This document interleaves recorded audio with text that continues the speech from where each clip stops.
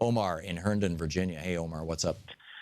Tom, thanks so much for taking my call. This Muslim ban, I think, is really all Steve Bannon, and I won't be surprised if Frank Gotti has something to do with Frank it. Gaffney, yeah. It's not Frank Gaffney, yes. And I think because the Homeland Security didn't even have any information about this ban. And I'm just going to give you an example of how it's basically a license to harass Muslim. My cousin in Tuscaloosa, Alabama, was approached by a man, and he said that he wanted to confirm whether she's from one of those countries that were banned, and that he wanted to do a citizen arrest. And she called me all panicking, which I didn't know what citizen arrest is. I just asked her to tell him to provide some kind of a badge ID number, or ask him what agency he's from. He said he doesn't work for any agency. He just wanted to do a citizen arrest. So I told her to call the cops, and the cops came in, and basically they let him go. They didn't even arrest him or anything. And he just said that he wanted to do a citizen arrest. Wow. I don't even know what it means. Because she was a Muslim? Yes, and he wanted to know whether she's from one of those countries. We are not even from any of those countries that were listed, So that just kind of give you an example. Omar, who was this person? This was a relative of yours? Yes, it's my cousin in Tuscaloosa, Alabama. Whoa. So basically some white Yahoo walked up to her and said, "I'm going to do a citizen's arrest. Where are you from?"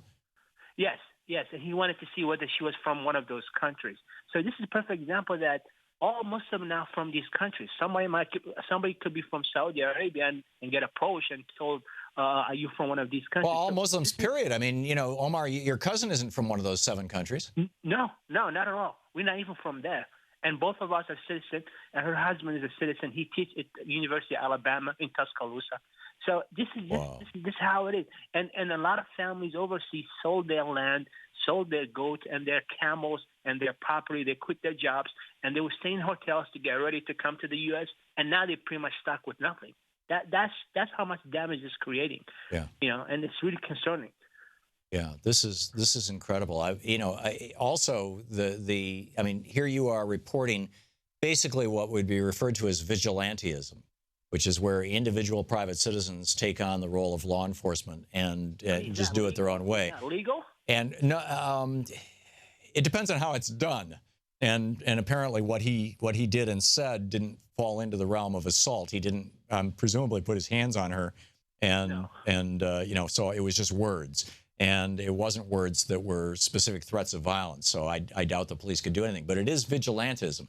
And that is what the brown shirts were doing for Hitler in 31, 32, 33, before he dissolved the brown shirts, which was a volunteer force. These guys, they didn't get a paycheck. They made their own uniforms in some cases. And, just the same thing with the black shirts for Mussolini. And, and vigilantism is on the rise in the United States. We're seeing more and more of this. It's very often described as hate crimes. I would describe what happened to your cousin as a hate crime, and except that, or the edge of it. And this is a bad sign. I mean, this raises the question, how far are we from Kristallnacht? Kristallnacht was, when the brown shirts went nuts all over Germany and smashed the windows of Jewish-owned businesses.